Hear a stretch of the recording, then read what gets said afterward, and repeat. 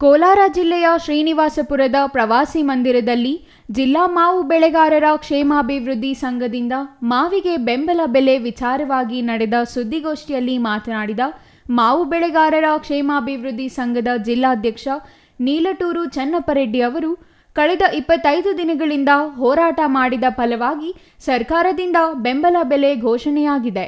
ಇದಕ್ಕಾಗಿ ಅನೇಕ ಹೋರಾಟಗಳನ್ನು ಮಾಡುವ ಪರಿಸ್ಥಿತಿ ಬಂದಿದೆ.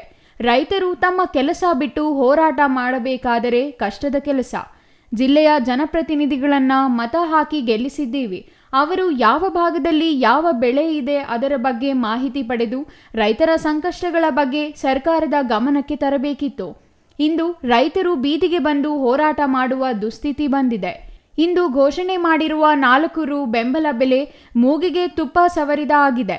ಸರ್ಕಾರ ಯಾವ ಆಧಾರದ ಮೇಲೆ ಬೆಂಬಲ ಬೆಲೆ ನಿಗದಿ ಮಾಡಿದ್ದಾರೆ ಎಂಬುದು ತಿಳಿಯುತ್ತಿಲ್ಲ ಎಂದರು. 1 ಟನ್ ಮಾವು ಬೆಳೆಯಬೇಕಾದರೆ ಕನಿಷ್ಠ 12,000ದಿಂದ 15,000 ಖರ್ಚು ಬರುತ್ತದೆ. ಆದರೆ ಇಂದು ಮಾರುಕಟ್ಟೆಯಲ್ಲಿ 3 ರುಗಳಿಗೆ ಬಿಕ್ಕರಿಯಾಗುತ್ತಿದೆ.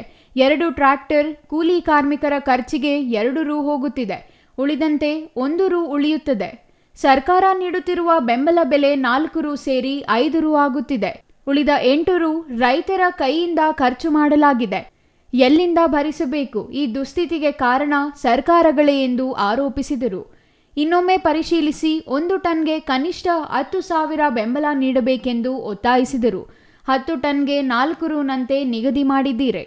ಕನಿಷ್ಠ 5 ಹೆಕ್ಟೇರ್ಗೆ ಹಾಗೂ 25 ಟನ್ಗೆ ಘೋಷಣೆ ಮಾಡಿದರೆ ರೈತರಿಗೆ 1 ಲಕ್ಷ ರು ಬರುತ್ತದೆ.